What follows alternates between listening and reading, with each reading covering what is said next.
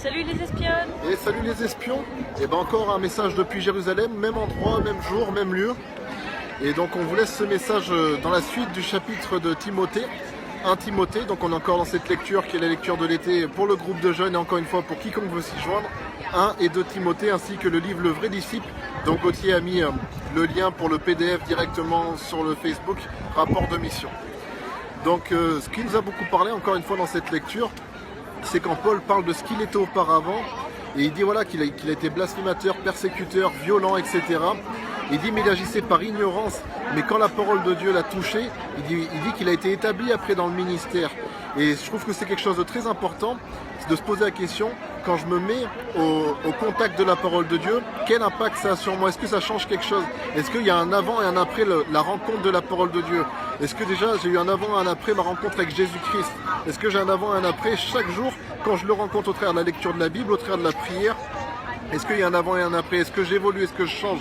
Lui, il était à un certain niveau, mais lorsqu'il a été au contact de la parole de Dieu, alors son niveau augmentait et passait. Il était même un homme nouveau. On ne peut même pas dire qu'il augmentait, on peut dire qu'il changeait. Il était transfiguré. Comme quand Jésus montait sur la montagne, il était transfiguré. Et j'aimerais t'encourager à rentrer dans cette dimension, à ne pas passer à côté de la puissance de la parole de Dieu. Tout à l'heure, quand on venait sur Jérusalem, lorsqu'on s'approchait de la muraille, j'avais cette réflexion. Je me disais, en fait, c'est comme une orange. Tu peux avoir la meilleure orange, l'avoir dans la main, mais ne jamais goûter son goût. Pour goûter son goût, il faut savoir arracher la peau, presser cette orange et boire ce que tu presses. Ça demande un effort. Et c'est pas que l'orange qui est bonne. Il faut que tu aies une bonne démarche à l'égard de cette orange. C'est une image très simple, mais qui est très parlante sur notre rapport avec la parole de Dieu. Lorsque tu t'exposes à la parole de Dieu, ne reste pas insensible. Creuse, épluche quelque part, enlève les écorces, enlève ce qui t'empêche de comprendre et rentre dedans, ingurgite cette parole et tu verras que tu seras changé en une personne nouvelle, une personne sanctifiée parce que les choses saintes sont pour les gens saints et si Dieu nous donne sa sainte parole, c'est pour nous rendre saints. La Bible dit que Jésus-Christ a purifié l'Église par sa parole, par l'eau de sa parole, il l'a rendue pure. Alors, confronte-toi à la parole de Dieu et ingurgite-la, fais-la rentrer en toi et toi rentre en elle afin que vous soyez un avec elle comme Christ est un avec Dieu. Soyez bénis. Amen. Et c'est vrai ce que tu dis Fabien et j'aimerais rajouter aussi que en fait dans tout ce que Paul a été, peut-être qu'on peut s'y retrouver dans le fait qu'il était un homme violent, un persécuteur, etc. Mais en fait tout ce qu'il a été ne l'a pas empêché de devenir qui il devait être et d'accomplir ce qu'il devait accomplir.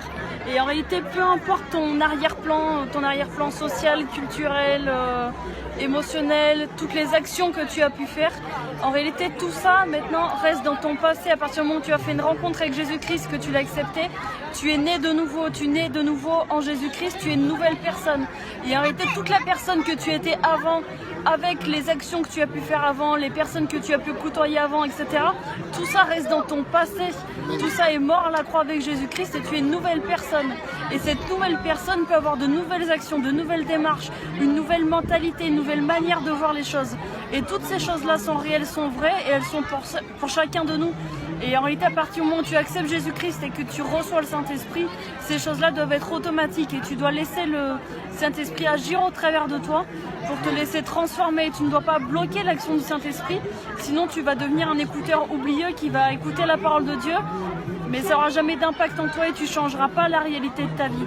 Si tu veux changer la réalité de ta vie, rentre dans cette réalité, dans cette nouvelle réalité, cette nouvelle personne, cette nouvelle créature que tu es à partir de maintenant. Et là, tu vas pouvoir agir fidèlement à la parole et dans le plan et dans l'action que Dieu a pour toi. Amen. Dans un autre passage des Écritures, il est dit de Dieu qu'il agit sans tenir compte des temps d'ignorance. Voilà, que maintenant il veut manifester son Fils.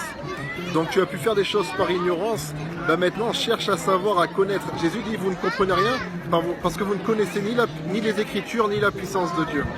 Cherche à connaître, cherche à comprendre.